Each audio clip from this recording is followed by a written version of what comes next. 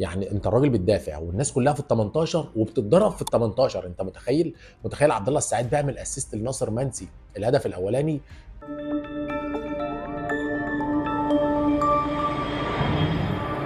الزمالك بقى وغزل المحله، طبعا النتيجه 4-0 لنادي الزمالك.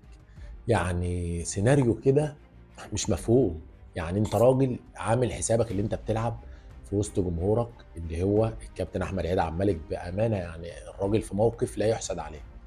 الراجل عامل حسابه ان هو هيلعب في وسط جمهوره وفي ملعبه، وتمام التمام هأمن والعب على الهجمه المرتده ولعل وعسى اخطف الماتش او اطلع تعادل. برضه نادي الزمالك نادي كبير. الراجل يجي يبص يلاقي اول 3 دقايق او اول دقيقتين اللعيب بتاعه بيدخل تدخل غشيم منه ويسأل عنه. يعني التدخل ده يسأل عنه. ورط فرقته في خساره، ورط فرقته في مجهود كبير قوي، هما في غنى عنه. نتكلم بقى النهارده عن عبد الله السعيد. عبد الله السعيد لاعب كبير. يعني عبد الله السعيد يا جماعه عنده حلول. يعني في ثانيه واحده ممكن يوصل اي حد للجول. بامانه شابوه عبد الله السعيد. ناصر منسي طبعا هداف الدوري، اربع اهداف.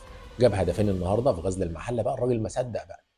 يعني اللي يلفت النظر هنا ان نادي غزل المحله مطرود منه واحد وبيدافع.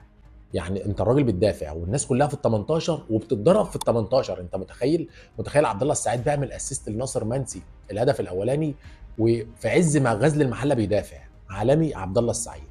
الهدف الثاني بقى بتاع ناصر منسي، برضه الناس كلها بتدافع واقفه في ال 18، والراجل عمر جابر بيعمل اوفر لناصر منسي في ال 18 برضه. يعني انا عايز اقول لك ان نادي غزل المحله بعد الماتش ده، بعد التمركز ده، لا لا لا، في حاجه غلط يا جماعه.